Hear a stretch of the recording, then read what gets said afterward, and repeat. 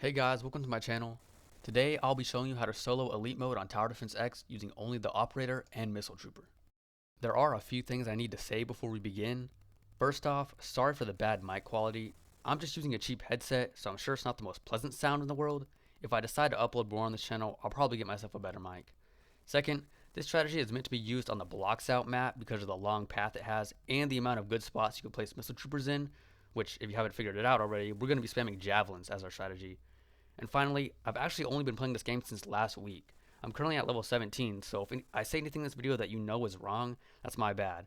All I know is that this strategy works, and I wanted to share it. So, we're going to start by placing an Operator right around here, and upgrade him once on the top path and 3 times on the bottom path.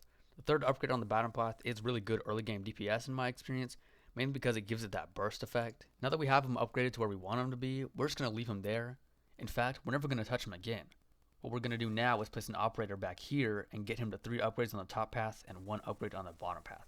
This is to help clean up leaks, specifically stealth ones, since our other Operator doesn't have stealth detection. You could use a top path the Missile Trooper for stealth detection right now, but it's more expensive and also lets some things by due to its slow fire rate, so we're just going to stick with the Operator for now. Once you've got the Operator upgraded to 3 on the top and 1 on the bottom, save up for a Missile Trooper and place it right about here. We're going to upgrade this one 3 times on the top and twice on the bottom. Like I said earlier, a bunch of Javelins are going to be our main DPS, but we can't afford that just yet, so we'll stick with this. After that, head back to the end of the map again and place another top path Operator right here. This is for extra cleanup and more stealth detection, as the next few waves have some pretty tanky stealth enemies. Once you have your second top path Operator, place another Missile Trooper right next to the first one you placed and upgrade him the same way, 3 on the top and 2 on the bottom. Now a third Missile Trooper right next to the other 2, same upgrades. And now, we begin our army. We're going to have many top path Missile Troopers up on the cliffs at the back of the map right here, and we're going to start with this one. Now we'll place another right next to him. Now go back to the start and upgrade this one to the 4th tier. Go ahead and get this one too. Now get it for this one back here. And now the 3rd one up here. Now comes the part of the strategy where you spam top path missiles all over this dark colored cliff in the back here.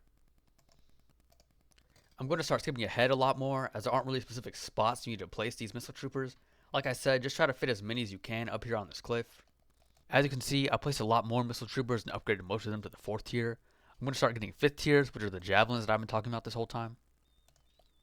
Once you run out of room on the cliff, place the rest of your Javelins in the middle right here. Once the final wave starts and the revived Plague Doctor spawns, place 4 max bottom path Operators somewhere around here. The reason for these guys is because the revived Plague Doctor summons these 2 enemies called the Revived Juggernaut and the Revived Juggernaut 2. These guys are pretty fast, tanky, and have resistance to both guns and explosions. If they are summoned when the Revived Plague Doctor is close enough to the exit, they will get to the exit and kill you before your Javelins can kill them. So place these 4 captains and regularly activate their ability, which spawns a Humvee on the track. Especially use it when you see those 2 enemies being spawned. You'll notice that the Revived Plague Doctor is almost at the exit and we barely chipped its health. Don't worry, this is normal. Our defense is very back heavy, so it will go through the majority of the path quite healthy until it reaches here and we've eliminated the enemies around it. Keep spamming down Javelins and activate the Operator's ability whenever you can. As you can see, we're starting to shred the Revived Plague Doctor's health down. The Revived Plague Doctor ended up getting further down the path than it usually does, but we still managed to beat it. I'm sure if you have better placement and bother to sell the towers that can't attack anymore, you'll be able to defeat it earlier. So, there's the strategy. The difficulty of Elite Mode comes from the amount of stealth enemies and the fact that enemies are spammed in the later waves. The boss's high amount of health and abilities that stun your towers make it harder too. But by spamming Javelins, we bypassed all these problems that other towers may face. Thanks for watching. Let me know what you thought in the comments below, and like and subscribe.